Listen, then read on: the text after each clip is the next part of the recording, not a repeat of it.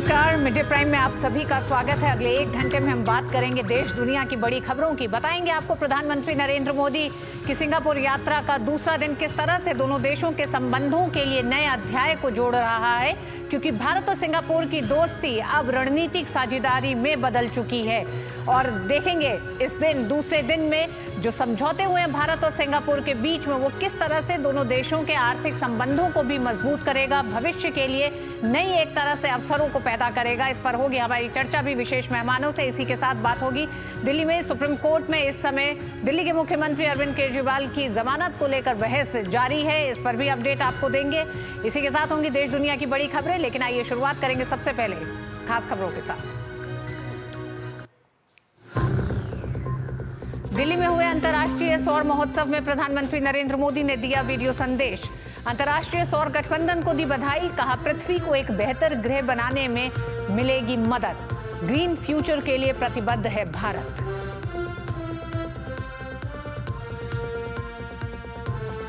Bharat Singapore अपने ऐतिहासिक संबंधों को समग्र रणनीतिक साझेदारी के स्तर पर ले जाने पर सहमत। दोनों देशों के बीच 4 अहम समझौते, डिजिटल तकनीक, सेमीकंडक्टर, स्वास्थ्य और स्किल डेवलपमेंट के क्षेत्र में सहयोग बढ़ाने पर बनी सहमति।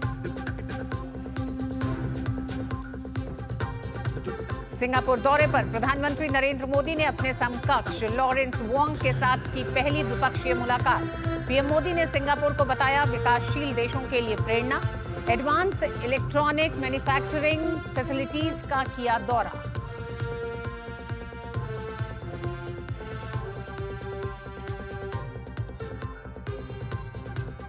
वक्फ बोर्ड पर जेपीसी की अहम बैठक हो रही है। वक्फ बोर्ड को लेकर वक्फ कानून को संशोधन के लिए जेपीसी में भेजा गया, उस पर एक अहम बैठक चल रही है।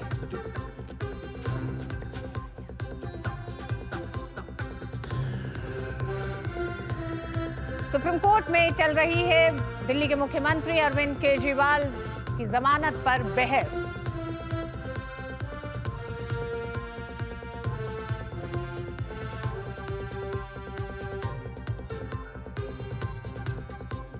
कोलकाता कानून व्यवस्था और कोलकाता मामले को लेकर शुभेंदु अधिकारी ने लिखी राष्ट्रपति को चिट्ठी।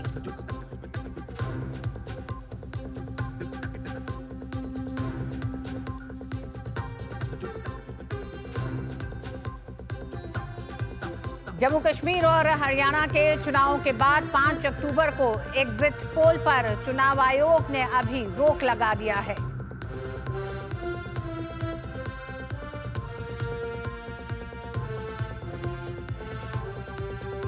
और पेरिस पैरालंपिक में भारत का दमदार प्रदर्शन लगातार जारी।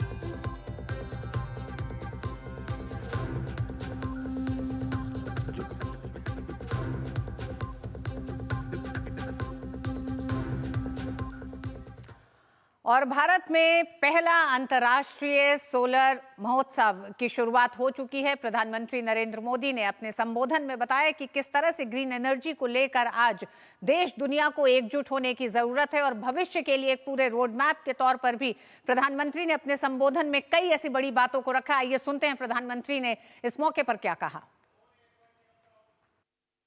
The Vedas were texts composed thousands of years ago. One of the most popular mantras of the Vedas is about the sun. Even today, millions of Indians chant it daily. Many cultures across the world have respected the sun in their own ways. Most regions also have festivals related to the sun.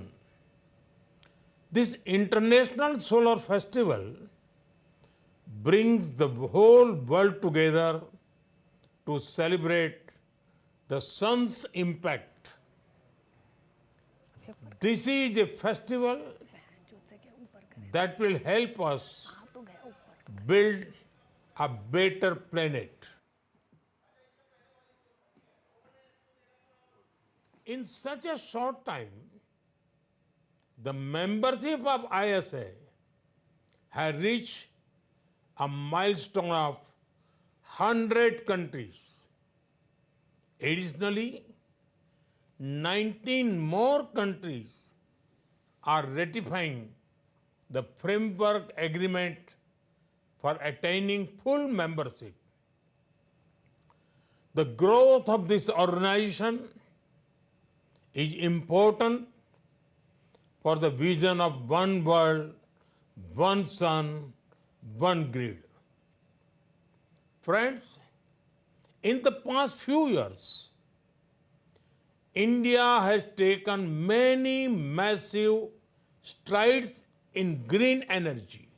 We were the first G20 nation to achieve the Paris commitments in renewable energy.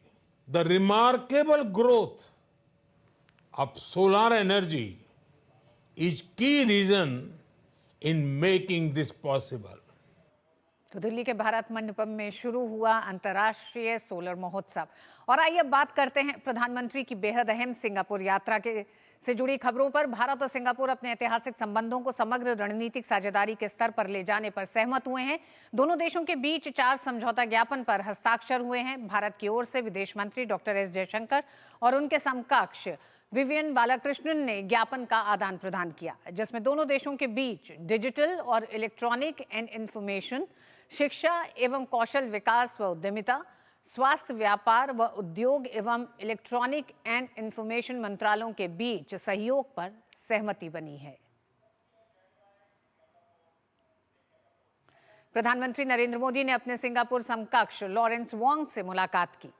संसद भवन में प्रधानमंत्री मोदी का औपचारिक स्वागत किया गया। दोनों नेताओं ने एक दूसरे प्रतिनिधिमंडल से भी मुलाकात और बातचीत की। प्रधानमंत्री मोदी की सिंगापुर की ये 5वीं आधिकारिक यात्रा है और प्रधानमंत्री लॉरेंस वोंग से सिंगापुर में पहली औपचारिक मुलाकात है ये।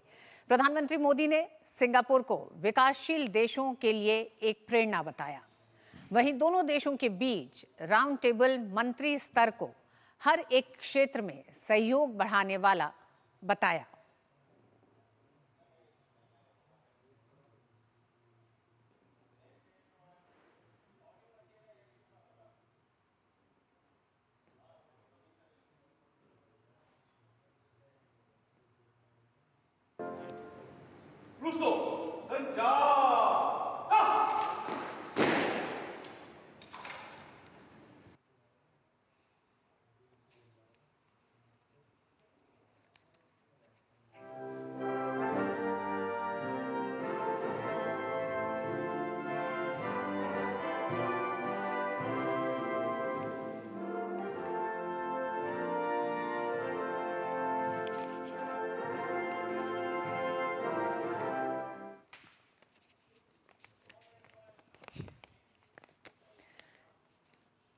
प्रधानमंत्री नरेंद्र मोदी का सिंगापुर के संसद भवन में स्वागत किया गया, औपचारिक स्वागत हुआ। साथ ही साथ प्रधानमंत्री ने संसद भवन की आगंतुक पुस्तिका में भी अपने स्मरण को साझा किया।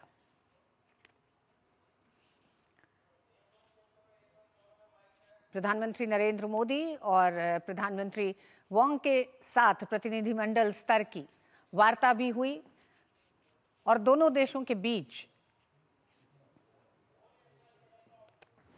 एक्सेलेंसी, गर्मजोशी भरे स्वागत के लिए मैं आपका हार्दिक धन्यवाद करता हूं। आपके प्रधानमंत्री पद ग्रहण करने के बाद ये हमारी पहली मुलाकात है। मेरी तरफ से आपको बहुत बहुत बधाई और हार्दिक शुभकामनाएं। मुझे विश्वास है 4G के नेतृत्व में सिंगापुर और अधिक तेजी से प्रगति करेगा।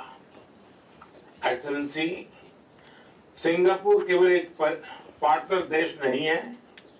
सिंगापुर हर विकासशील देश के लिए एक प्रेरणा है।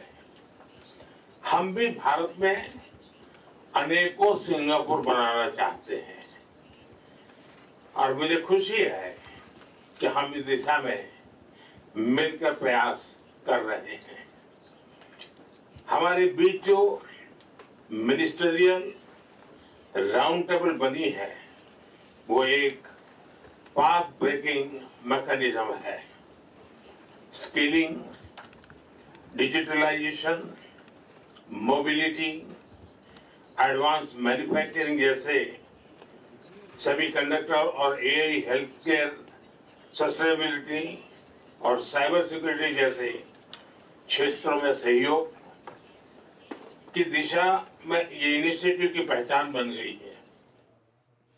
वहीं सिंगापुर के राष्ट्रपति थरमन शनमुगरत्नम से प्रधानमंत्री नरेंद्र मोदी ने मुलाकात की। वे साल 2023 में राष्ट्रपति चुने गए थे। भारतीय मूल के थरमन शनमुगरत्नम इससे पहले सिंगापुर के वित्त मंत्री और डिप्टी प्रधानमंत्री के रूप में भी सेवाएं दे चुके हैं। उनकी पहचान एक जाने माने अर्थशास्त्री के रूप में भी है।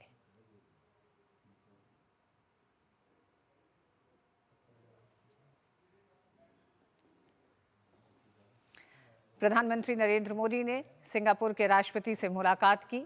भारतीय मूल के सिंगापुर के राष्ट्रपति थरमन शनमुगरत्नम की मुलाकात प्रधानमंत्री नरेंद्र मोदी से एक ऐसे माहौल में हुई है जब भारत और सिंगापुर के संबंधों ने अपने एक इतने लंबे दशकों के संबंधों को एक नई पहचान दी है और रणनीतिक साझेदारी में अब दोनों देशों के संबंध बदल चुके हैं। प्रधानमंत्री नरेंद्र मोदी की सिंगापुर यात्रा बेहद अहम कई मायनों में है। जिस तरह से 4 अहम समझौतों पर हस्ताक्षर हुए दोनों देशों के बीच, साथ ही साथ दोनों देशों ने अपने संबंधों को भी एक तरह से नई पहचान दी है। उधर सिंगापुर के पूर्व प्रधानमंत्री ली सिन लूंग से प्रधानमंत्री नरेंद्र मोदी ने मुलाकात की। ली सिन लूंग लंबे समय तक प्रधानमंत्री रहे। उनका कार्यकाल 20 साल का रहा। उन्होंने इसी साल मई में अपने पद से इस्तीफा दिया था और 20 साल के अपने कार्यकाल में, और ये यही समय रहा एक तरह से जब भारत और सिंगापुर के संबंधों ने भी एक नई ऊंचाई को छुआ है। कई ऐसे अहम क्षेत्र पिछले 10 से 20 साल में जुड़े हैं भारत और सिंगापुर के बीच, जिसने भारत और सिंगापुर के व्यापारिक, आर्थिक और अपने संबंधों को एक नई पहचान दी है। पीएम मोदी की सेमीकंडक्टर मैन्युफैक्चरिंग के क्षेत्र में खासी दिलचस्पी देखने को मिलती है। सिंगापुर यात्रा के दौरान PM advance electronic manufacturing facilities AEM का दौरा भी किया। ये सेमीकंडक्टर बनाने की एक प्रमुख कंपनी है। प्रधानमंत्री मोदी की ये यात्रा भारत सिंगापुर के बीच सेमीकंडक्टर के क्षेत्र में निर्माण, कौशल विकास और रोजगार को बढ़ावा देना है। स्किल डेवलपमेंट के तहत सेमीकंडक्टर फैसिलिटीज में काम कर रहे भारतीयों से भी प्रधानमंत्री नरेंद्र मोदी ने मुलाकात की।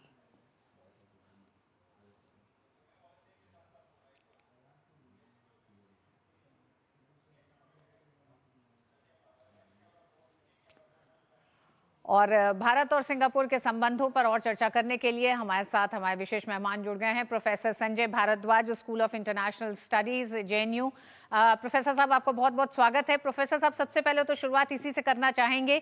ये यात्रा बेहद अहम कई मायनों में मानी जा रही है। समझौतों पर जरूर बात करेंगे, लेकिन पहले जो अभी तक के संबंध रहे हैं अब वो तब्दील हो गए हैं संबंध रणनीतिक साझेदारी के तौर पर। इसको दोनों देशों के लिए किस मायने में कितनी बड़ी उपलब्धि आप मानते हैं? देखिए, निश्चित रूप से एक नया दौर शुरू होगा भारत और सिंगापुर के संबंधों में। जिस तरीके से प्रधानमंत्री नरेंद्र मोदी ने कहा कि सिंगापुर बहुत सारे विकासशील देशों के लिए एक प्रेरणादायी कंट्री है, भारत भी निश्चित रूप से सिंगापुर के साथ जुड़ना चाहता है, क्योंकि भारत का जो एक अपना एक एस्पिरेशन है कि हमको 5 ट्रिलियन इकोनॉमी बनना है, या विकसित भारत का जो एक विजन है 2047, उसको हमको अचीव करना है। तो उसके लिए सिंगापुर जैसा डेवलप्ड कंट्री, छोटा देश है लेकिन बहुत महत्वपूर्ण है।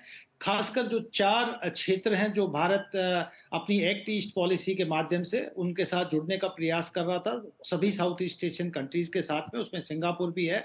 कि हमारा जो कल्चरल कनेक्टिविटी है, जो हमारा लॉस्ट लिंकेजेज है, उससे उसको मजबूत करना। दूसरा जो फिजिकल कनेक्टिविटी, जिसमें हमने ट्राई नेशन रोड कनेक्टिविटी, और उसको हम वियतनाम और सिंगापुर और पूरे साउथ ईस्ट एशिया के साथ जुड़ने की बात कर रहे हैं। लेकिन ये जो दौरा है, इसमें 2 महत्वपूर्ण जो पहलू है जो एक्ट ईस्ट पॉलिसी के पार्ट हैं कि एक कॉमर्शियल कनेक्टिविटी की जिस तरीके से हम ट्रेड और इन्वेस्टमेंट को मजबूत करने के लिए उसमें कोऑपरेशन और कोलैबोरेशन के लिए हम सिंगापुर हमारे लिए बहुत महत्वपूर्ण है। आज लगभग 122 बिलियन डॉलर का हमारा साउथ ईस्ट एशियन कंट्रीज के साथ में, आसियान कंट्रीज के साथ में ट्रेड है। उसमें जो सबसे बड़ा सेक्टर है भारत का, जिसमें एक सर्विस सेक्टर है, उसका सिंगापुर में बहुत महत्वपूर्ण योगदान रहा है। सिंगापुर की इकोनॉमी के लिए योगदान रहा है। जिस तरीके से भारतीय जो स्किल्ड लेबर फोर्स है, जिसमें इंजीनियर्स हैं, डॉक्टर्स हैं, हेल्थ सेक्टर या एजुकेशन, उसमें बहुत बड़ा कंट्रीब्यूशन। जो चौथा महत्वपूर्ण पक्ष है जिसमें प्रधानमंत्री नरेंद्र मोदी और जिसमें हमने एमओयू किया है, वो है कैपेसिटी बिल्डिंग।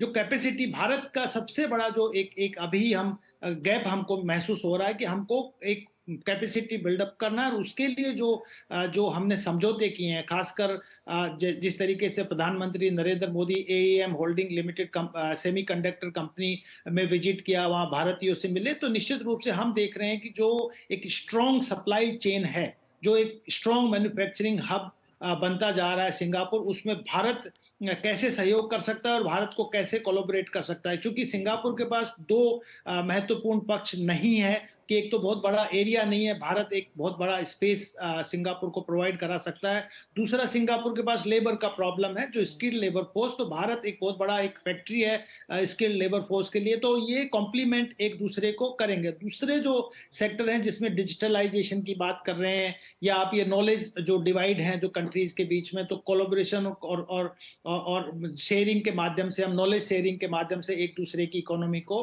कॉम्प्लीमेंट कर सकते हैं। जो तीसरा एक महत्वपूर्ण पक्ष है कि सिक्योरिटी का, और खासकर जो इंडो पैसिफिक रीजन में जो इमर्जिंग इंडो पैसिफिक स्ट्रेटजी है, उसमें ग्लोबल पावर्स वहां पे आ रहे हैं, और एक तरीके से चाइना एक बहुत बड़ा फैक्टर इस इंडो पैसिफिक रीजन के लिए एक चैलेंज के रूप में देखा जा रहा है। तो सिंगापुर और सभी साउथ ईस्ट एशियन कंट्रीज के लोग भारत को एक बैलेंसिंग फैक्टर के रूप में देख रहे हैं, क्योंकि भारत की कोई भी नीति एक्सपेंस नीति नहीं है, और हम चाहते हैं कि जो इंडो पैसिफिक रीजन है वो peaceful open Indo Pacific region हो और सभी को प्रॉपर नेविगेशनल राइट्स हो। तो भारत और सिंगापुर के बीच में जो साइबर सिक्योरिटी के क्षेत्र में जो एक एमओयू हुआ है, ये भी बहुत महत्वपूर्ण है। तो मुझे लगता है कि जो इन सब पहलुओं को देखते हुए भारत के प्रधानमंत्री नरेंद्र मोदी जी की जो यात्रा है, ये एक माइलस्टोन विजिट रहेगी, और इसमें जिस तरीके से वार्मली वहाँ के मिनिस्टर्स से, प्रधानमंत्री से, राष्ट्रपति से जो मुलाकात की, और जो इंडियन डायस्पोरा कम्युनिटी है उनसे मुलाकात की, तो निश्चित रूप से जो एक स्ट्रॉन्ग जो लिंकेजेस रहे हैं, सिविलाइजेशनल जो लिंकेजेस रहे हैं, वो अभी जो ट्रेड के रूप में होंगे वो और मजबूत होंगे। जैसे कि आप देखते हैं सिंगापुर मतलब जहां पे लाइन्स रहते हैं, और लाइन का अगर दुनिया में कोई देश है तो भारत है। तो भारत के और सिंगापुर के जो लिंक देख सकते हैं, उनके नाम से ही रिफ्लेक्ट हो रहा है। तो मुझे लगता है कि ये बहुत बड़ा एक भारत की जो प्रधानमंत्री नरेंद्र मोदी की यात्रा रही, हालांकि उनकी 5वीं यात्रा है जब से वो प्रधानमंत्री बने हैं, तो ये देश की अपनी महत्वता बताते हैं। लेकिन जो नए प्रधानमंत्री सिंगापुर के बने, उनके समय में पहली यात्रा है, पुराने प्रधानमंत्री से भी मिले, तो मुझे लगता है एक बहुत strong political diplomatic understanding Bharat और सिंगापुर के बीच में डेवलप होगा। और जो हम जिस क्षेत्र में एस्पायर कर रहे हैं, जिसमें मैंने कहा कि कॉमर्शियल कनेक्टिविटी और जो कैपेसिटी बिल्डअप, निश्चित रूप से दो इकोनॉमी बहुत मजबूत आएगी, और दोनों ही मिलके अपने अचीवमेंट को, अपने गोल्स को प्राप्त करने में आगे बढ़ेगी। जी प्रोफेसर संजय, जिस तरह से विस्तार से आपने एक तरह से दोनों देशों के संबंधों के विश्लेषण में कई ऐसे क्षेत्र जोड़े हैं जिनमें जब आप बात करते हैं कि आपसी दोनों का पॉलिटिकल डिप्लोमेटिक एक जो संबंध रहे हैं वो मजबूत हो रहे हैं, इस यात्रा से ये मील का पत्थर साबित होने जा रही है भारत और सिंगापुर के संबंधों में, तो क्या इस यात्रा के साथ जहां द्विपक्षीय संबंध मजबूत हुए, आर्थिक संबंधों को एक तरह से नए आयाम दिए गए हैं, ऐसे में अंतर्राष्ट्रीय संदेश भी क्या इस पूरी यात्रा में आप छुपे हुए देखते हैं? इसलिए कि प्रधानमंत्री ब्रुनेई से सिंगापुर पहुंचे हैं, आसियान देशों को मजबूत करना, उनके साथ साझेदारी को मजबूत करना, और जब सिंगापुर को वो अपनी रणनीतिक साझेदार के तौर पर स्वीकारते हैं और बढ़ाते हैं अब रिश्तों को, तो एक बड़ा संदेश बहुत सारे देशों को भी है।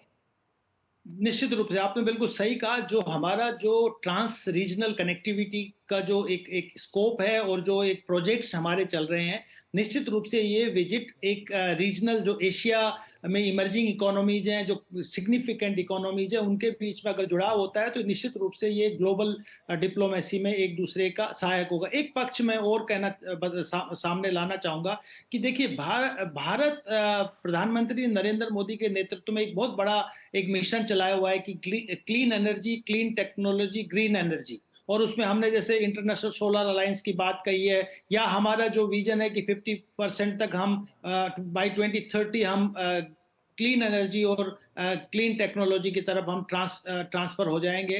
तो निश्चित रूप से सिंगापुर, क्योंकि सिंगापुर इस क्षेत्र में बहुत एडवांस है और भारत के साथ में जो चाहे वो सोलर सेक्टर हो, चाहे वो विंड एनर्जी हो या हाइड्रोजन इलेक्ट्रिसिटी हो, ये सभी क्षेत्र जो है भारत को एक मजबूत भारत को एक मजबूत पार्टनरशिप देगा। जिस तरीके से सिंगापुर ऑस्ट्रेलिया के साथ में कोई एक स्ट्रॉन्ग इंडो पैसिफिक रीजन के थ्रू एक स्ट्रॉन्ग पार्टनरशिप, एक ट्रांसमिशन कॉरिडोर डेवलप्ड हो रहा है। वो ऑस्ट्रेलिया, नॉर्दर्न ऑस्ट्रेलिया से नहीं, वेस्टर्न ऑस्ट्रेलिया से इंडोनेशिया होते हुए वो सिंगापुर आ रहा है। तो भारत भी अगर इस ट्रांसमिशन कॉरिडोर का पार्ट होता है तो जो ग्रीन एनर्जी और क्लीन एनर्जी का जो एक भारत का अपना सपना है, और दुनिया भी निश्चित रूप से उस क्लाइमेट चेंज को देखते हुए या जिस तरीके से ग्रीन हाउस इफेक्ट से ग्लोबल वार्मिंग हो रहा है, उससे लड़ने के लिए मुझे लगता है कि भारत और सिंगापुर बाकी देशों के साथ एक ग्लोबल पार्टनरशिप के माध्यम से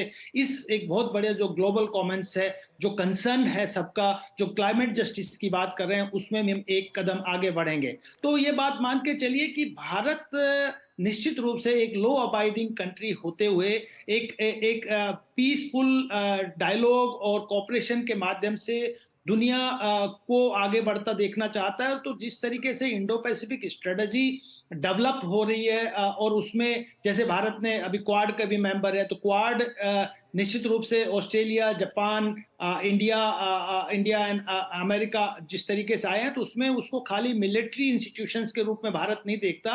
वो देखता है कि जो नॉन ट्रेडिशनल सिक्योरिटी इश्यूज है, जिसमें साइबर सिक्योरिटी है, एनर्जी कोऑपरेशन है, मैरीटाइम सिक्योरिटी है, बाकी जो पॉवर्टी है, जितने भी विषय हैं उनको भी क्वाड के माध्यम से भारत आगे बढ़ाना चाहता है। और उसका जो सेंट्रल फोकस एरिया है वो निश्चित रूप से आसियान कंट्री है। और आसियान में भी जिस सिंगापुर जैसा डेमोक्रेटिक देश जो एक तरीके से ट्रांसपोर्टेशन और ट्रेड के लिए एक हब है, तो अगर वो इस स्ट्रेटजी में कंस्ट्रक्टिवली, पॉजिटिवली शामिल होता है तो निश्चित रूप से भारत के लिए और पूरे दक्षिणी पूर्वी एशिया के लिए एक बहुत बड़ा एक सहयोग, एक बहुत बड़ा एनवायरनमेंट क्रिएट करेगा। और जो जिस तरीके का एनवायरनमेंट साउथ चाइना सी में, क्योंकि साउथ चाइना सी में एक तरीके से फियर है कंट्रीज में, साउथ ईस्ट एशियन कंट्रीज का, पर्टिकुलरली जो चाइना का क्लेम है 9 डैश लाइन, वो अभी 11 डैश लाइन के रूप में हो गया। और जिस तरीके से चाइना अपना क्लेम करता है वहां के नेचुरल रिसोर्सेज में, तो मुझे लगता है कि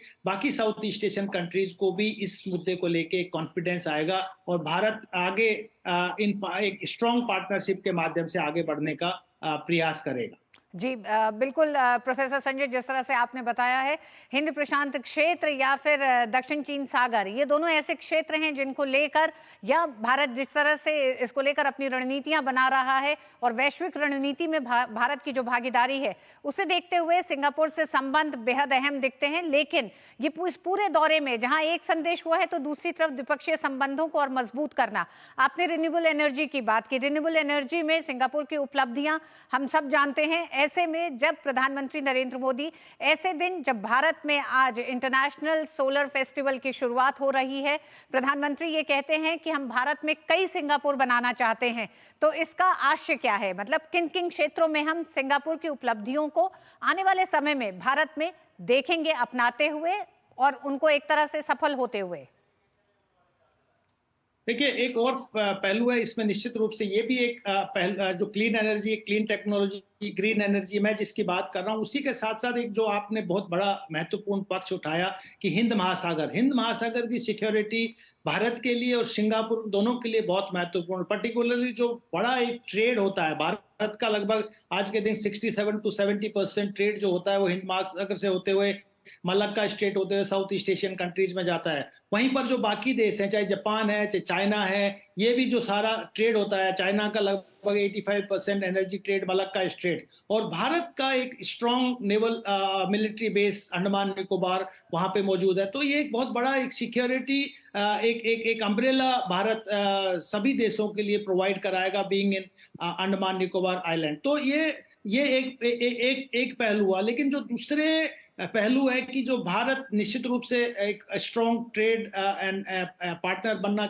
ट्रेड के सेक्टर में या इन्वेस्टमेंट के सेक्टर में पार्टनर बनना चाह रहा है। जिस तरीके से ताइवान ने अभी रिसेंटली बड़ा इन्वेस्टमेंट सेमीकंडक्टर के क्षेत्र में किया, लगभग $5 बिलियन का इन्वेस्टमेंट ताइवान ने भारत में किया है। तो ये बात मान के चलिए कि भारत भी उस स्ट्रॉन्ग सप्लाई चेन या जो मैन्युफैक्चरिंग हब जो है वेबर जो पार्क है उसका पार्ट बनना चाहता है। तो निश्चित रूप से ये जो प्रधानमंत्री नरेंद्र मोदी की जो विजिट है, ये जो 4 महत्वपूर्ण समझौते हुए हैं, खासकर जो digitalization, cyber security, knowledge and sharing and mobility के सेक्टर में, ये निश्चित रूप से कौशल विकास करेगा।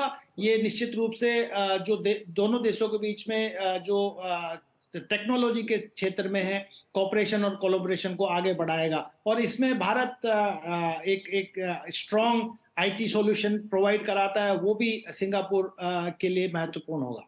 जी हाँ, बिल्कुल। प्रधानमंत्री नरेंद्र मोदी की सिंगापुर यात्रा कई मायनों में बेहद अहम मानी जा रही है, जहां एक तरफ बड़े समझौते हुए हैं, बड़े क्षेत्र रहे हैं। इन समझौते में सेमीकंडक्टर को लेकर भारत सेमीकंडक्टर के क्षेत्र में भारत मैन्युफैक्चरिंग हब के तौर पर भविष्य में उभरना चाहता है। उस लिहाज से भी सिंगापुर से जो इस क्षेत्र में समझौता हुआ है बेहद अहम हुआ है। प्रोफेसर संजय ने बहुत विस्तार से रखा कि किस तरह से प्रधानमंत्री की सिंगापुर यात्रा के अपने अंतर्राष्ट्रीय मायने भी हैं और साथ ही साथ द्विपक्षीय संबंधों को नया अध्याय, नई परिभाषा देते हुए अब ये प्रधानमंत्री की यात्रा लगभग अपने समापन की ओर बढ़ रही है। आज दूसरा दिन है, 2 दिन की ये यात्रा है। प्रधानमंत्री अभी भी सिंगापुर में मौजूद हैं। बहुत बहुत धन्यवाद प्रोफेसर संजय पूरी जानकारी के लिए। और प्रधानमंत्री की सिंगापुर यात्रा से सेमीकंडक्टर के क्षेत्र को बढ़ावा मिलेगा, साथ ही भारत की तकनीकी क्षमताओं के विस्तार और दोनों देशों के बीच गहरे आर्थिक संबंधों को मजबूती मिलेगी। दूरदर्शन संवाददाता अक्षय डोंगरे ने सेमीकंडक्टर परीक्षण कंपनी AES होल्डिंग्स के अध्यक्ष से खास बात की है। ये वही कंपनी है जिसका प्रधानमंत्री नरेंद्र मोदी ने आज दौरा किया।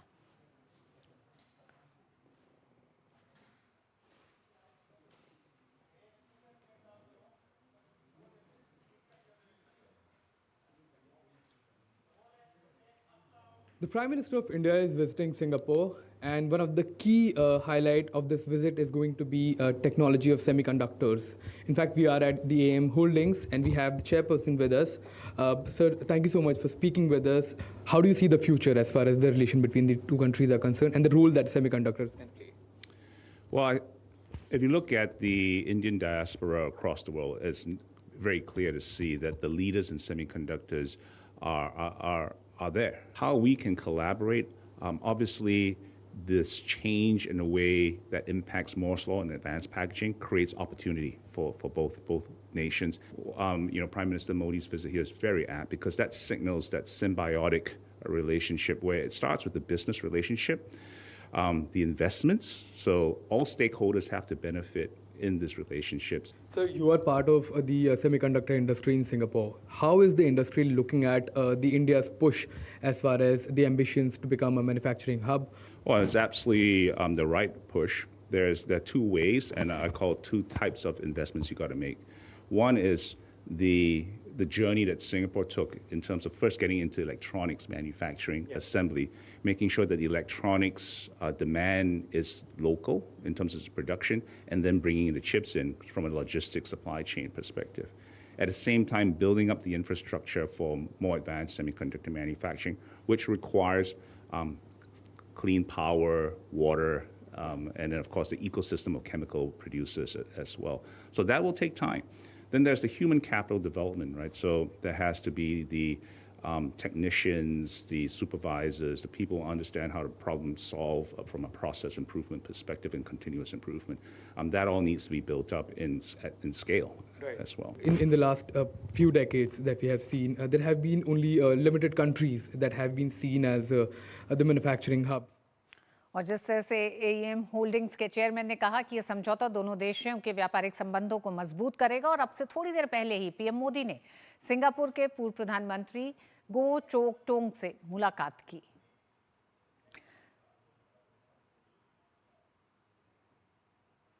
प्रधानमंत्री नरेंद्र मोदी के साथ उनके प्रतिनिधिमंडल के सदस्य विदेश मंत्री एस जयशंकर, राष्ट्रीय सुरक्षा सलाहकार अजीत डोभाल भी मौजूद हैं। प्रधानमंत्री नरेंद्र मोदी ने पूर्व प्रधानमंत्री से मुलाकात की।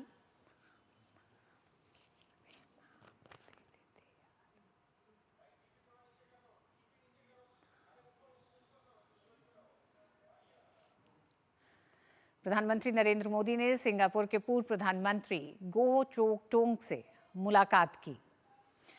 प्रधानमंत्री नरेंद्र मोदी के सिंगापुर दौरे का आज दूसरा दिन। ये दिन बेहद अहम, दोनों देशों के संबंधों में एक नया आयाम जोड़ते हुए, जहां एक तरफ दोनों देशों के संबंधों को रणनीतिक साझेदारी में तब्दील करता हुआ, इसी के साथ साथ 4 अहम क्षेत्रों में भारत और सिंगापुर के बीच समझौते हुए हैं, और इस समझौतों के साथ ही मुलाकातों का दौर भी जारी है। औपचारिक मुलाकातों में प्रधानमंत्री नरेंद्र मोदी ने अब से थोड़ी ही देर पहले सिंगापुर के पूर्व प्रधानमंत्री गो चोक टोंग से मुलाकात की, और इस मुलाकात में प्रधानमंत्री के साथ विदेश मंत्री डॉक्टर एस जयशंकर, भारत के एनएसए अजीत डोभाल,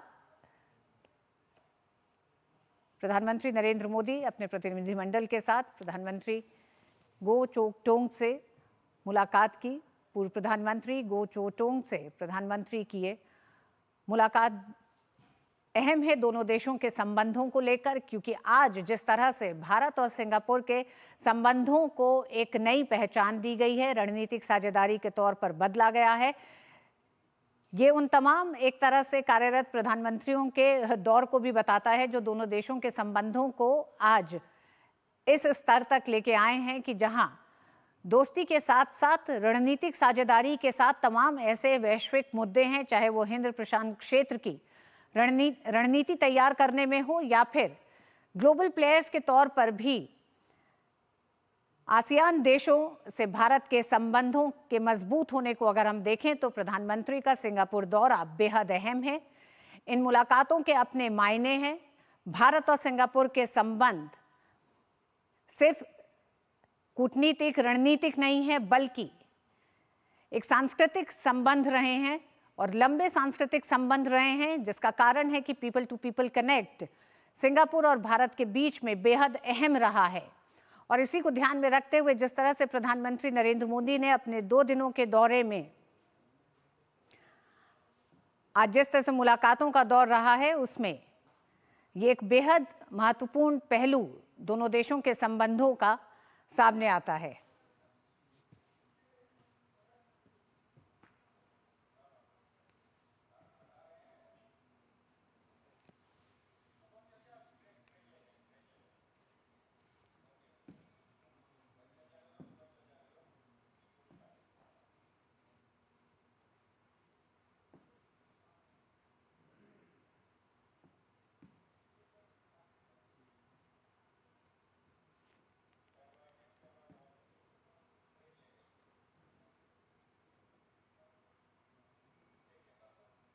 और प्रधानमंत्री नरेंद्र मोदी के सिंगापुर दौरे से जुड़ी खबरें हम आप तक लेते आएंगे। वक्त एक छोटे से ब्रेक का है।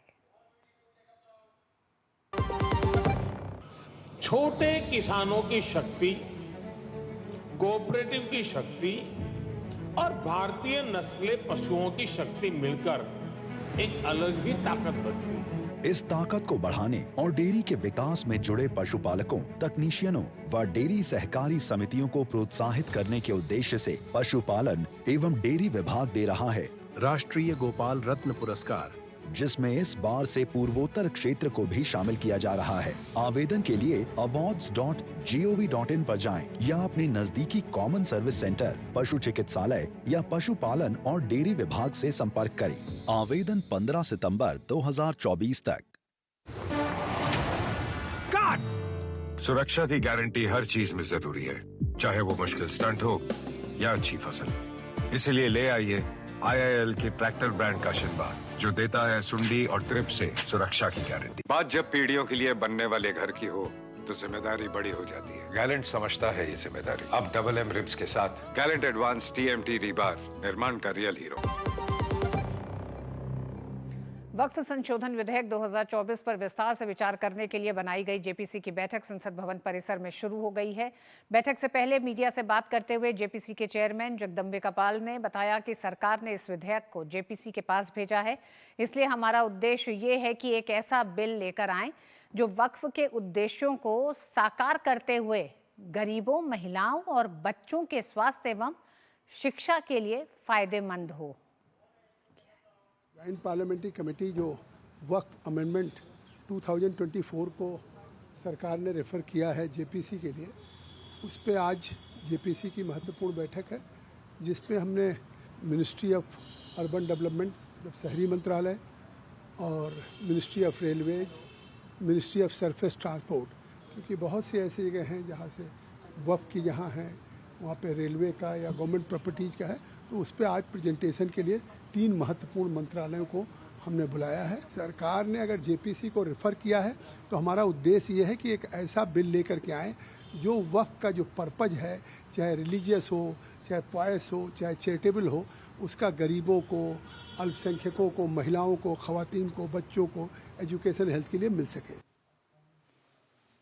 असम के 2 जिलों में मछली पालक यूरिया का प्रयोग कर रहे हैं, जिससे राज्य में किडनी की बीमारियां बढ़ रही हैं। मुख्यमंत्री हेमंत बिस्व शर्मा ने लोगों से इन 4 सालों में नागांव और मोरीगांव में मछली पालन करने वाले लोगों की वजह से राज्य में किडनी की बीमारियां बढ़ रही हैं। उन्होंने कहा है कि मछली उत्पादन बढ़ाने के कई जैविक तरीके हैं, अगर वो मछली उत्पादन के लिए शॉर्टकट अपनाते रहेंगे तो ये काम नहीं करेगा। हालांकि सीएम शर्मा के इस बयान पर राजनीति तेज हो रही है। मैं तो सदाय কৈ আছো, আজি আপোনালোকে চাওক, মই কোনো জাতি ধৰ্ম বৰ্ণৰ কথা নকওঁ। নগাঁও মৰিগাঁৱত যিমান মাছ হয় সবতে ইউৰিয়া ব্যৱহাৰ হয়, আৰু গুৱাহাটীৰ যিটো ৱেষ্ট, মই কি ৱেষ্ট নকওঁ, সেই ৱেষ্ট বিলাকো আনি পুখুৰীত মাছ উৎপাদনৰ কাৰণে ব্যৱহাৰ কৰা হয়। তাৰ ফলত আপোনালোকে চাব, আজিৰ পৰা 4 বছৰ আগত যিমান কিডনী বেমাৰ হৈছিল, এতিয়া তাতকৈ বহুত বেছি মানুহৰ কিডনী বেমাৰ হয়।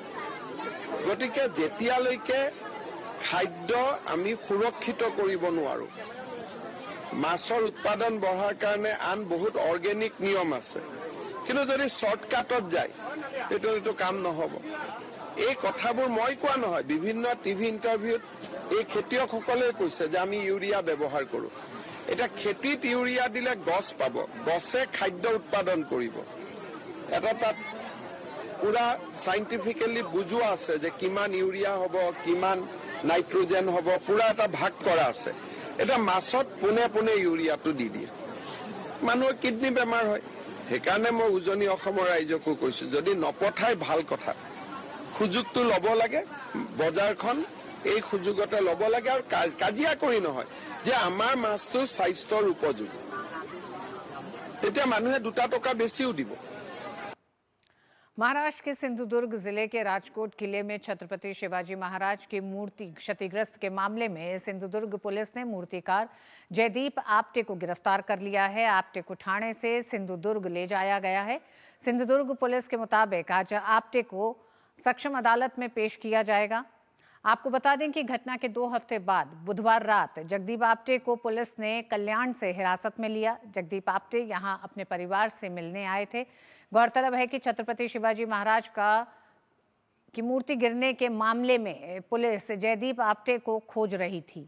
जयदीप आप्टे की तलाश के लिए पुलिस की कई टीमें सर्च ऑपरेशन में लगी हुई थीं।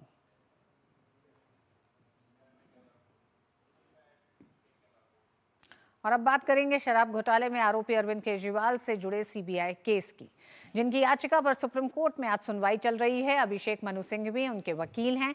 सिंघवी ने कहा है कि सीबीआई ने एफआईआर दर्ज होने के 2 साल बाद गिरफ्तारी की। गिरफ्तारी ये सुनिश्चित करने के लिए हुई कि ईडी मामले में जमानत के बाद भी केजरीवाल जेल से बाहर नहीं आ सकें। पीएमएलए के तहत जमानत की दोहरी शर्तों का प्रावधान है। इन सख्त शर्तों के बावजूद मनी लॉन्ड्रिंग केस में भी 2 आदेश मेरे पक्ष में हैं। सिंघवी की दलील पूरी हुई सीबीआई की ओर से एएसजी एसवी राजू ने दलील रखनी अब शुरू की है। एसवी राजू ने कहा है कि केजरीवाल को जमानत के लिए निचली अदालत जाना चाहिए। एसवी राजू ने कहा कि केजरीवाल का केस कोई स्पेशल केस नहीं है कि हाईकोर्ट सीधे जमानत अर्जी पर सुनवाई करता। यही वजह है कि हाईकोर्ट ने उन्हें निचली अदालत जाने के लिए बोला था, लेकिन उन्होंने हाईकोर्ट के आदेश को सुप्रीम कोर्ट में चुनौती दे दी। मनीष सिसोदिया और कविता या फिर बाकी जिन आरोपियों को मिली जमानत का हवाला सिंघवी दे रहे थे, उन सब ने निचली अदालत में जमानत की अर्जी लगाई थी।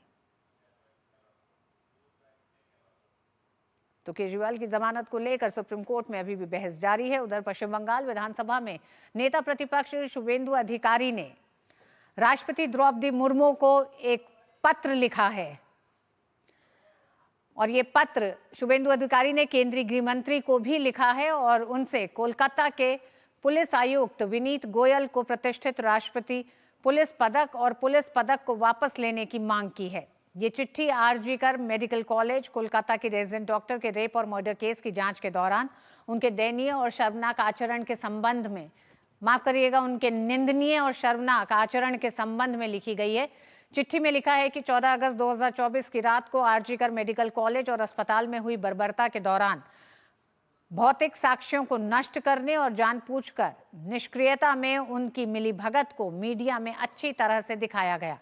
पश्चिम बंगाल में स्वास्थ्य क्षेत्र में चल रहे वित्तीय और अनैतिक रैकेट को छुपाने के इरादे से राजनीतिक इच्छाओं को पूरा करने के लिए संभवतः देश के सबसे जघन्य और संवेदनशील अपराध की जांच को बाधित करने का उनका बेशर्म प्रयास उन्हें ऐसे पुरस्कारों को बरकरार रखने के अयोग्य बनाता है। उनके कार्यों ने 167 वर्षों में कड़ी मेहनत से बनाई गई कोलकाता पुलिस की प्रतिष्ठा को धूमिल किया है। पश्चिम बंगाल पुलिस को शर्मसार किया है। कुछ प्रभावशाली व्यक्तियों को बचाने के इरादे से की गई उनकी गतिविधियों ने पश्चिम बंगाल में पहले से ही खराब कानून और व्यवस्था की स्थिति को और खराब कर दिया है। उन्होंने राज्य और देश को बहुत शर्मसार किया है।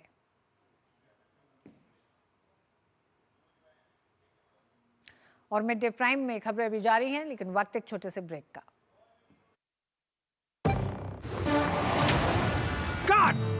सुरक्षा की गारंटी हर चीज में जरूरी है, चाहे वो मुश्किल स्टंट हो या अच्छी फसल। इसीलिए ले आइए IIL के ट्रैक्टर ब्रांड का शिनबार, जो देता है सुंडी और ट्रिप से सुरक्षा की गारंटी। बात जब पीढ़ियों के लिए बनने वाले घर की हो तो जिम्मेदारी बड़ी हो जाती है। गैलेंट समझता है ये जिम्मेदारी। अब डबल M रिब्स के साथ गैलेंट एडवांस TMT रीबार, निर्माण का रियल हीरो। भाजपा देश भर में बड़े पैमाने पर राष्ट्रीय सदस्यता अभियान चला रही है। 2 सितंबर को प्रधानमंत्री नरेंद्र मोदी ने इस अभियान का शुभारंभ नई दिल्ली से किया। भाजपा ने यह भी तय किया था कि पार्टी के नेता बुजुर्ग हो चुके नेताओं के घर जाकर उनकी सदस्यता को रिन्यू करेंगे और उन्हें फिर से पार्टी का सदस्य बनाएंगे। इसी क्रम में सदस्यता के रिन्यू के लिए आज पार्टी के राष्ट्रीय अध्यक्ष JP नड्डा लाल कृष्ण आडवाणी के घर पहुंचे।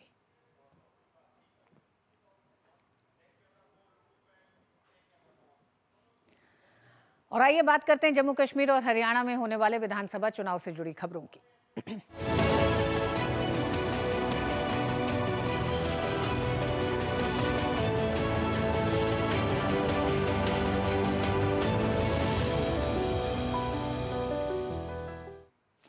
कांग्रेस नेता राहुल गांधी ने कश्मीर के रामबन में कहा था कि अगर उनका गठबंधन जीतता है तो कश्मीर को वापस से राज्य का दर्जा दिया जाएगा। इस पर भाजपा नेता अनुराग ठाकुर ने आज कश्मीर के किश्तवाड़ में राहुल गांधी पर निशाना साधा है। अनुराग ठाकुर ने कहा है कि गृह मंत्री अमित शाह और प्रधानमंत्री ने पहले ही साफ कर दिया था कि जम्मू कश्मीर के चुनाव के बाद इसका राज्य का दर्जा बहाल कर दिया जाएगा, लेकिन राहुल गांधी को ये याद नहीं रहता। उनको ये याद नहीं रहा होगा कि स्पष्ट तौर पर माननीय गृह मंत्री और प्रधानमंत्री जी ने किया था कि विधानसभा के चुनाव होते ही उन राज्य का दर्जा हम जम्मू कश्मीर को देंगे। और धारा 370 को हटाने के बाद यहाँ पथराबाजी की घटनाओं को खत्म किया, यहाँ आतंकवाद अलगाववाद को कुचलने का काम किया, यहाँ पर पीस, प्रॉस्पेरिटी और प्रोग्रेस, शांति, विकास, समृद्धता, संपन्नता, इसको लाने का काम भारतीय जनता पार्टी ने किया है।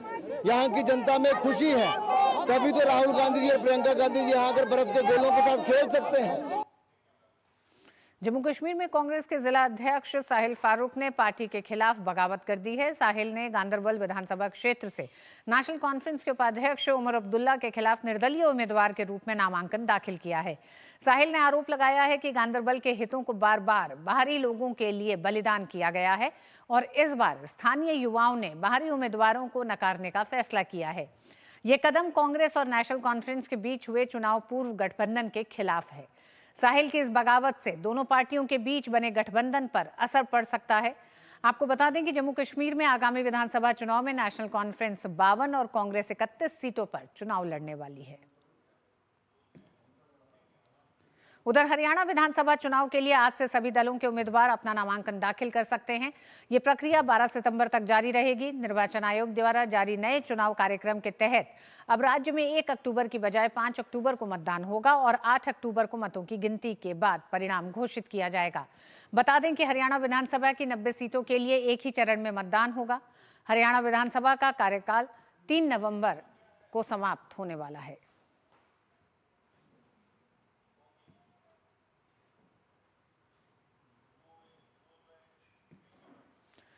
तो उधर चुनाव आयोग ने हरियाणा और जम्मू कश्मीर में विधानसभा चुनाव के दौरान किसी भी मीडिया प्रतिष्ठान की ओर से एग्जिट पोल आयोजित करने पर रोक लगा दी है।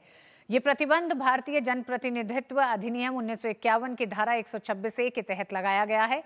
एग्जिट पोल पर प्रतिबंध मतदान शुरू होने के पहले दिन से लागू होगा और मतदान समाप्ति के आधे घंटे तक जारी रहेगा। अधिसूचना में कहा गया है कि धारा 126A के तहत कोई भी व्यक्ति एग्जिट पोल का आयोजन नहीं करेगा और न ही प्रिंट या इलेक्ट्रॉनिक मीडिया के माध्यम से इसके परिणामों को प्रकाशित या प्रसारित करेगा। उल्लंघन करने पर 2 साल तक की जेल या जुर्माना या दोनों हो सकते हैं। चुनाव आयोग ने 18 सितंबर को सुबह 7 बजे से 5 अक्टूबर शाम 6:30 बजे तक एग्जिट पोल के आयोजन और प्रचार पर पूरी तरह से रोक लगाने की अवधि घोषित की है। –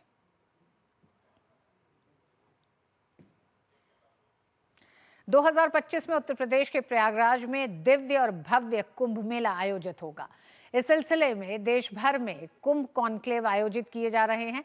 बुधवार को 10वां गोलमेज सम्मेलन रायपुर के पंडित रविशंकर शुक्ल विश्वविद्यालय में हुआ। बता दें कि इंडिया थिंक काउंसिल प्रत्येक कुंभ में कुंभ कॉन्क्लेव का आयोजन करती है। ये संस्था उत्तर प्रदेश में आगामी महाकुंभ 2025 के पूर्व संवाद और विमर्श परंपरा को आधुनिक परिप्रेक्ष्य में नीतिगत और समाज के कल्याणकारी विषयों पर विचार कर सुझाव प्रस्तुत करने के उद्देश्य से देश भर में गोलमेज सम्मेलन आयोजित कर रही है। इन सम्मेलनों के माध्यम से महाकुंभ 2025 की तैयारियों को अंतिम रूप दिया जा रहा है और साथ ही मेले को अद्भुत और अद्वितीय बनाने के लिए हो रहे विकास कार्यों का जायजा लिया जा रहा है।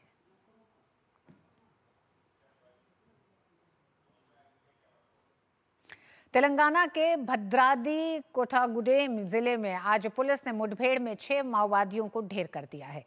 घटना छत्तीसगढ़ की सीमा के पास काराकागुडेम मंडल के रघुनाथ पालेम के पास की है। बताया जा रहा है कि मारे गए लोगों में तेलंगाना के कुछ शीर्ष माओवादी नेता भी शामिल हैं।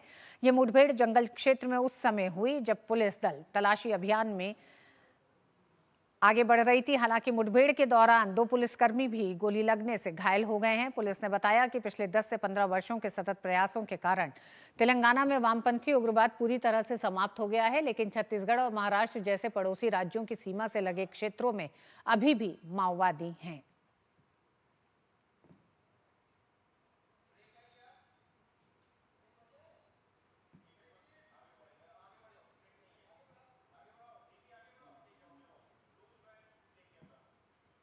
मुंबई में फिबैक यानी FIBAC 2024 में आरबीआई गवर्नर शक्तिकांत दास ने कहा है कि चालू वित्त वर्ष के लिए रिजर्व बैंक ने 7.2% की विकास दर का अनुमान लगाया है।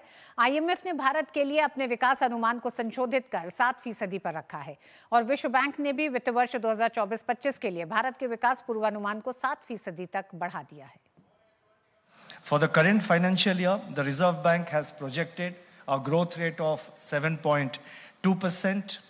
The IMF has also projected India's growth prospect. They have in fact revised their growth projection for India upwards and have now placed it at 7%. And 2 days ago, the World Bank has also upgraded India's growth forecast to 7% for the financial year 24-25. So as you can see, I think the projections made by all the agencies, international agencies, as well as the Reserve Bank, I think our perceptions and projections are converging. वित्त मंत्रालय ने 500 करोड़ रुपए से अधिक के व्यय के मामले में नियमों में ढील दी है।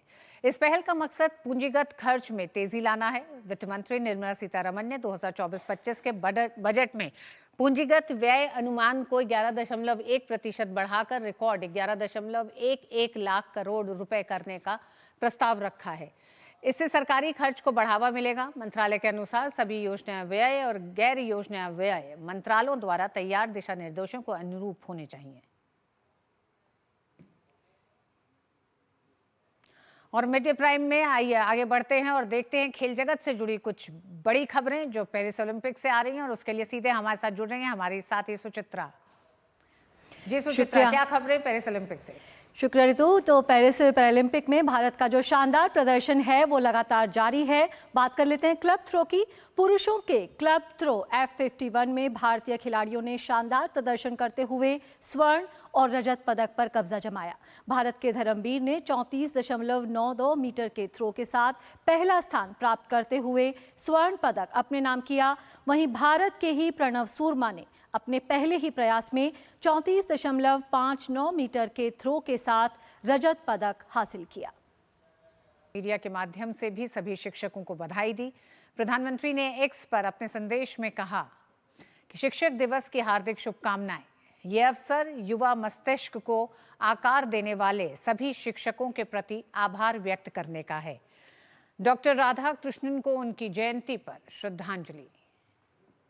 इसके साथ ही प्रधानमंत्री मोदी ने एक वीडियो भी साझा किया। I believe when a teacher learns, a nation leads. Teacher की सबसे बड़ी जो स्ट्रेंथ होती है वो पॉजिटिविटी होती है, सकारात्मक। और एक टीचर की भूमिका ही है जो व्यक्ति को रोशनी दिखाने की काम को करती है। मैं मन से मानता हूं टीचर सर्वाधिक देश को बनाने में योगदान देने वाला ऐसा काम आपके पास है। आप देश बदल सकते हैं, जीवन बदल सकते हैं, आप सदी बदल सकते हैं। ये सामर्थ्य आपके अंदर होता है। विद्यार्थी का शिक्षक के प्रति आदर, शिक्षक का शिक्षा के प्रति समर्पण और विद्यार्थी और शिक्षक के बीच में एक अपनत्व का भाव, यही एक जोड़ी होती है जो जीवन जीने की कला भी सिखाती है और सपने संजोने की आदत भी बनाती है। देश आज भारत के पूर्व राष्ट्रपति डॉक्टर राधाकृष्णन जी को उनके जन्म दिवस पर आदरांजलि दे रहा है।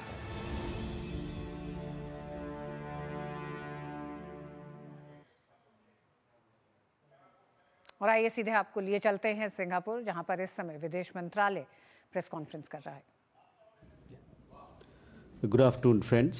I welcome you to this special briefing by Secretary East in the Ministry of External Affairs, Mr. Jaideep Mazumdar, on the ongoing visit of Prime Minister of India to Singapore.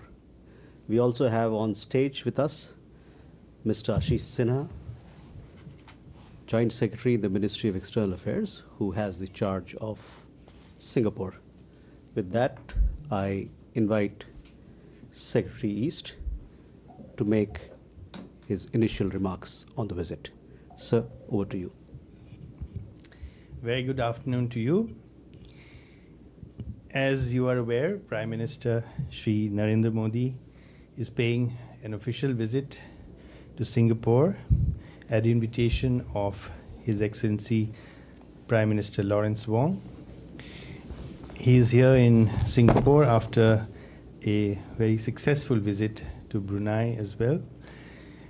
This is Prime Minister's 5th visit to Singapore as Prime Minister, but all the 4 earlier visits were during his first term as Prime Minister, and the fact that his visit has come within his first 100 days as Prime Minister in his third term, and also so soon after Prime Minister Lawrence Wong has taken over as the Prime Minister of Singapore, holds a special significance as to what we can expect going forward in the next few years in our bilateral relationship.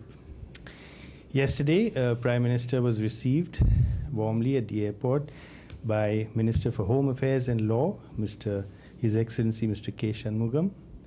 And as we have seen in previous visits and also in Brunei, there was a very large and enthusiastic conglomeration of Indian diaspora who received him at the hotel.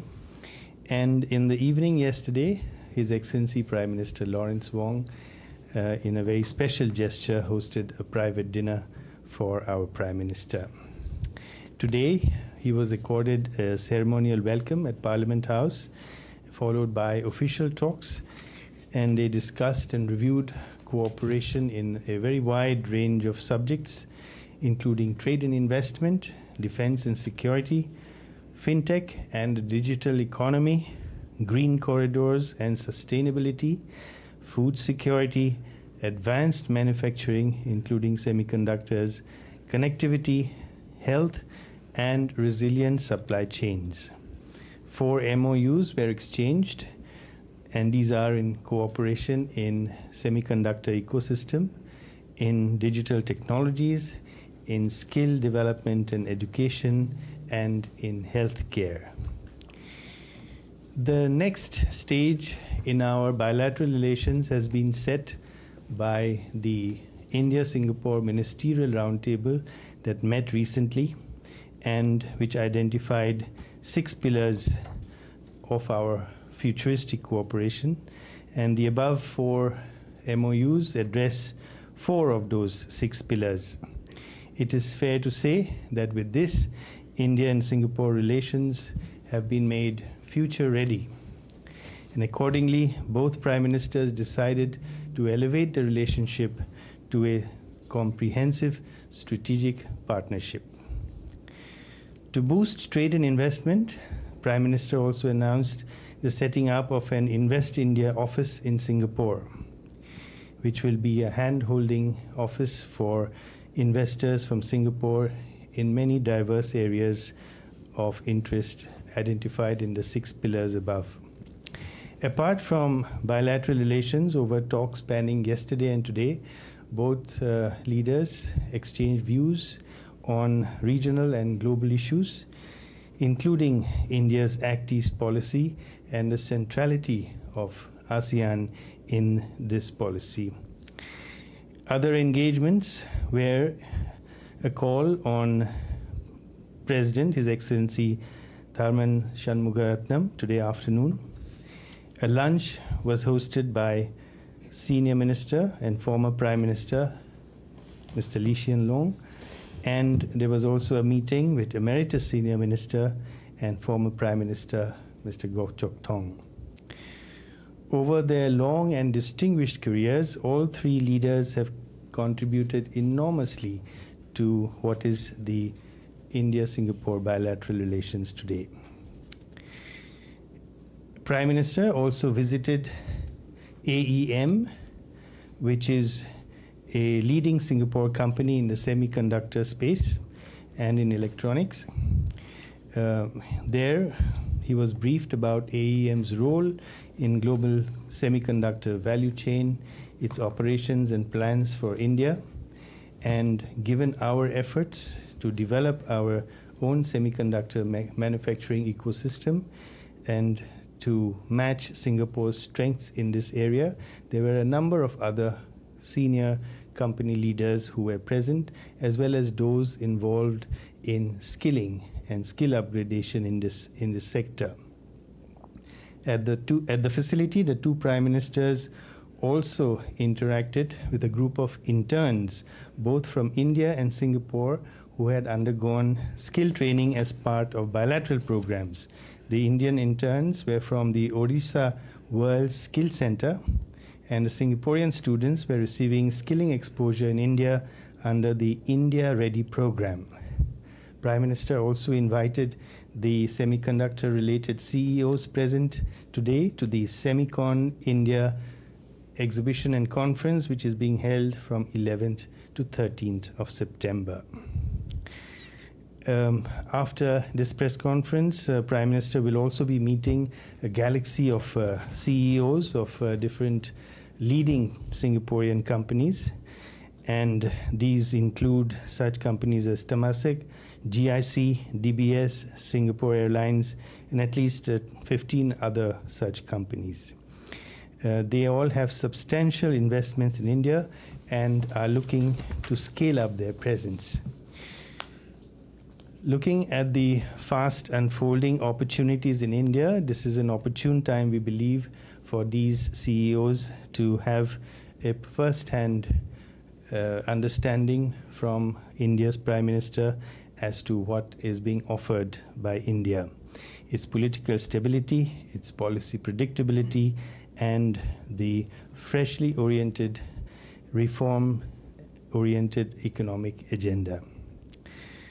In terms of people-to-people contact, both sides have discussed over these 2 days things like increasing the number of flights connections between the two countries, and also the Prime Minister has announced that the first ever Thiruvallavur Center in the world will be set up in Singapore. That is what I have for you in terms of description of the visit and its content, and if you have any questions, I will be happy to try and address them. Thank you. Okay, yeah, first there. And ladies and gentlemen, please, I would like to remind you that this particular press conference is on the bilateral visit of our Prime Minister to Singapore. So please keep your questions focused on the visit. Sure, Please. thank you. My name is Karishma Vaswani. I'm from Bloomberg Opinion. I'd like to know how much China was discussed in the meetings between the prime ministers with regards to furthering relations between India and ASEAN. Question here. My name is Himanshu Verma from Connected to India. Hi, my name is Himanshu Verma. I'm from Connected to India. So Singapore and India have elevated the bilateral ties to a comprehensive strategic partnership. What does this mean for the partnership, and what does this mean for the Indian diaspora, especially living in Singapore? Okay, we have a question there. Hi, good afternoon. I'm Charmaine from CNBC. Do you think Singapore can play a role in improving strained relations between China and India, given that Singapore has good relations with both countries? Okay. Take some more. Please. How this visit of PM Modi here will expand our manufacturing and other development sectors? Okay.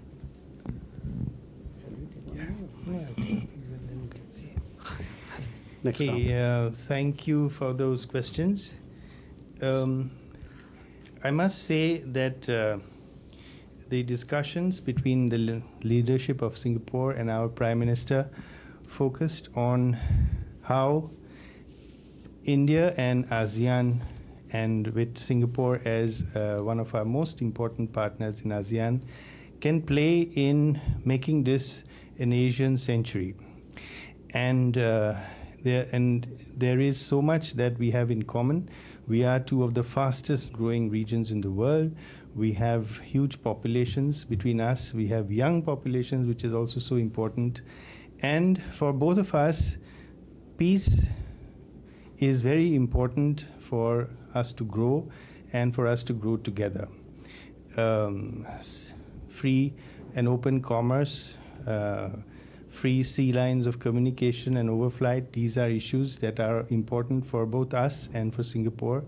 And these are some of the areas which we both sides feel that are important for maintaining the growth that we see in each other's countries, and the importance these play in making us leap forward to the next stage in our relations between India and ASEAN. So in that respect, of course, all issues that are important, all global issues, all regional issues that can either help or hinder in this were also discussed. The comprehensive strategic partnership, we have a very multidimensional relationship, multidimensional partnership. We have very strong relations in the defense side as well, where we do joint exercises together. We have very frequent exchanges between our military establishments, between our navies, our air forces, our leaderships of all three services interact very frequently. We have ship visits. We exchange domain awareness information. We would like to also cooperate further in maritime domain awareness. So this is one area where we cooperate very closely.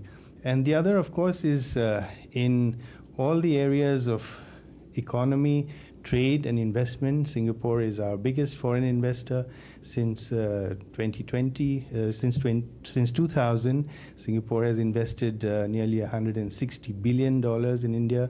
Last year, Singapore was the biggest foreign investor in India.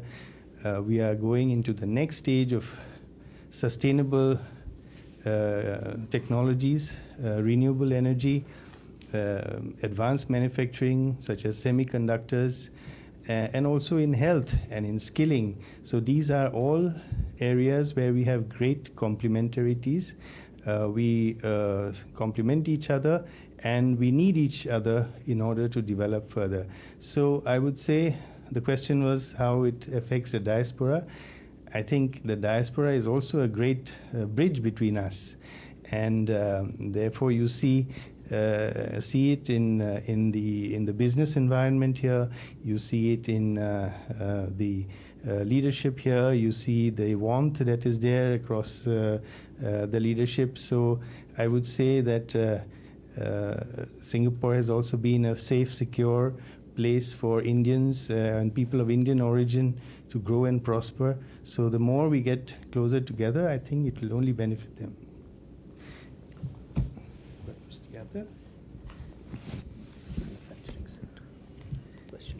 I'm sorry, what was the question on the manufacturing sector? Manufacturing sector is especially focused on semiconductor, as we signed MOU on semiconductor. Right. Yes. So how it will benefit India? Is that your question? All right. So as you know, Singapore has a long history of manufacturing in the semiconductor space, whether it is in terms of the actual production of wafers or testing or designing. And in all these areas, I think we in India have put a particular focus on developing our capabilities at a very rapid pace. And Singapore is also looking to see their value chains to make them more resilient. They are looking for places where they want to expand, and India is presenting itself as a natural destination for that. So across this entire spectrum of the semiconductor ecosystem, we find great convergences with Singapore. And I think you will see a very rapid growth in our joint efforts in this direction. Thank you. Can we have a question there? Hi. Hi, I'm Nomita from Sun Media. Mine is a follow-up question for semiconductor industry. Have you decided which state, if this was to go through, which state this fab is going to be, and how soon do you think this is going to happen? Thank you. Can you take more, sir? Yeah. Hi, okay. I have two questions. One about the, you guys mentioned the increased number of flights. What about easing of visa restrictions between Singapore and India? That's my first one. And the second one would be relating to the Tiruvalluvar Center that you have just announced.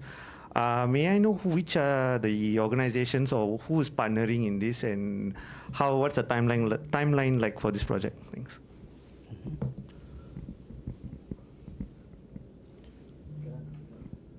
You have a follow-up question? Can we give a chance there first? Huh? Okay.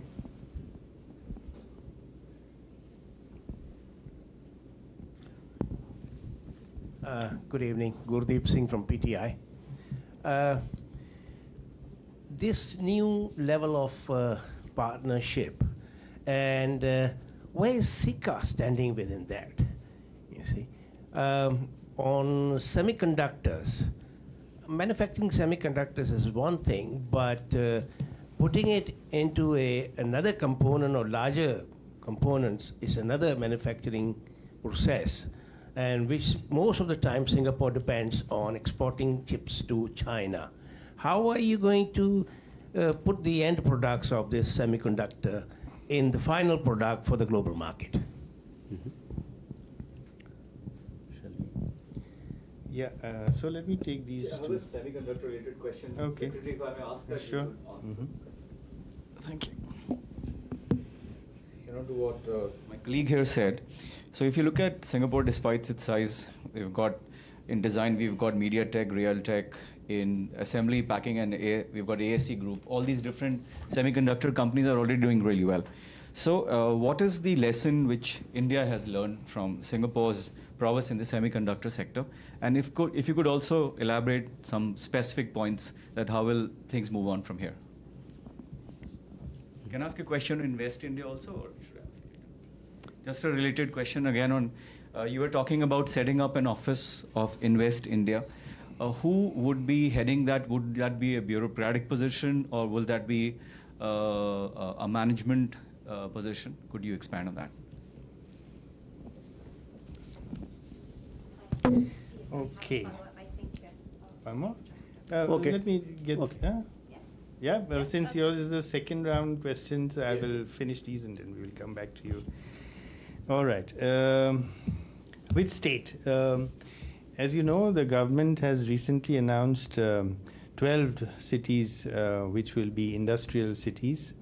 And although it is specifically, none of them is targeted for the semiconductor industry itself, but at the moment, you know, there have been Singaporean teams who have gone to 4 of those sites to evaluate those sites.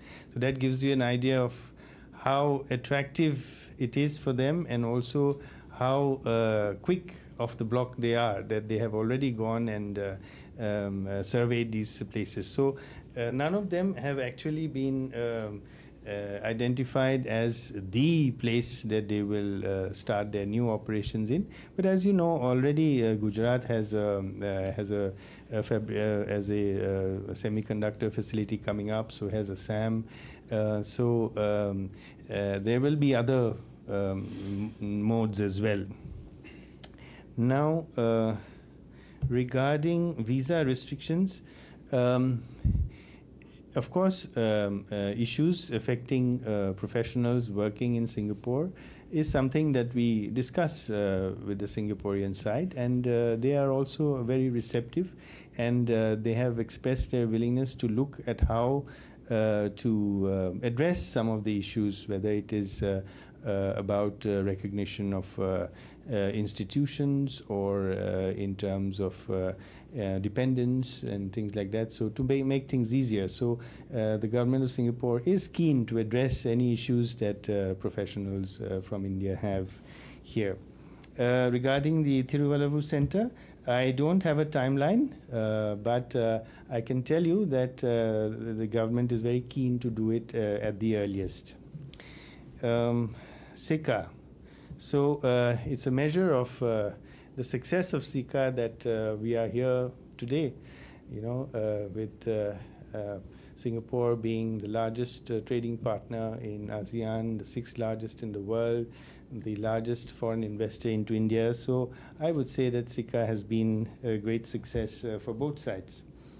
As far as what to do with the chips when they are built, if you build, they will come. That is the saying. So I'm sure we will have buyers for our chips if we don't consume them all ourselves, given our appetite for it. Lessons for India from the Singapore ecosystem of semiconductors. I think 2 things stand out. One is skilling, and the importance that Singapore has given to skilling, and we are very, very keen to pick up on that and to learn skilling from Singapore. And the other is that for any semiconductor industry to come up, it's very important to have an ecosystem. And Singapore has that ecosystem which has been built up over the years, and we would like to replicate that. Invest India, bureaucratic or management person, do I notice a degree of skepticism about bureaucrats? But okay, all right, I'll take it. All right. So so it will be, Invest India is a very professional organization, and it has had enormous success in hand-holding so many big players from all over the world in India, and smaller players, niche companies, SMEs, who might find India a daunting place, to go there, but who possess great technologies that we can benefit from. They would really benefit from an Invest India office in Singapore. So one last question there.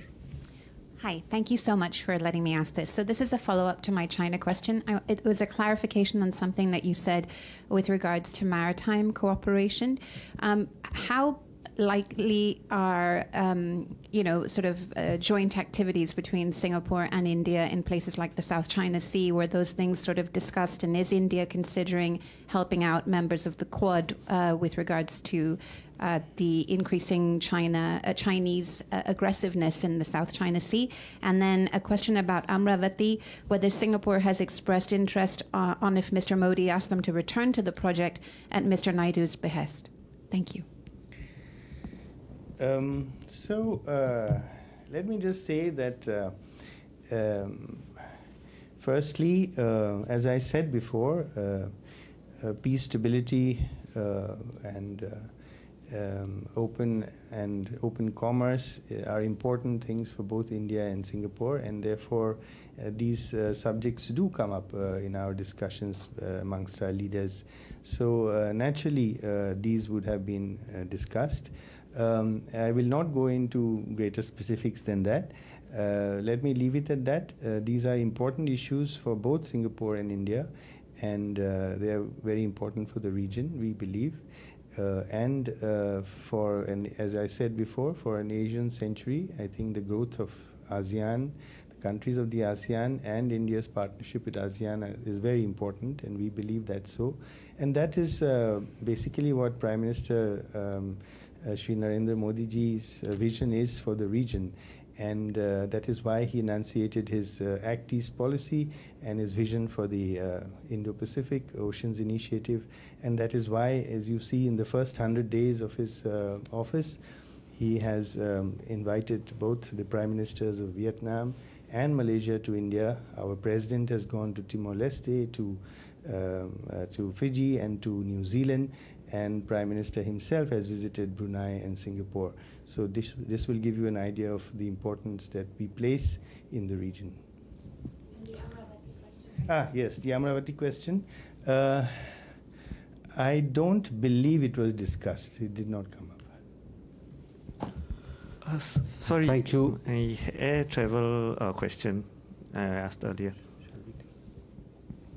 Sorry, you have a question? Regarding whether Singapore and India would move towards a visa-free travel. I can't say that we discussed visa-free travel. What was discussed was how to make it easier for people to travel and how to make connectivities between us easier, but not visa-free itself. Thank you, ladies and gentlemen, for your participation in this special briefing. Thank you, sir, for taking out time. Please do follow the business event, which is just going to happen shortly. Thank you. Thank you very much. Thank you. Could you please?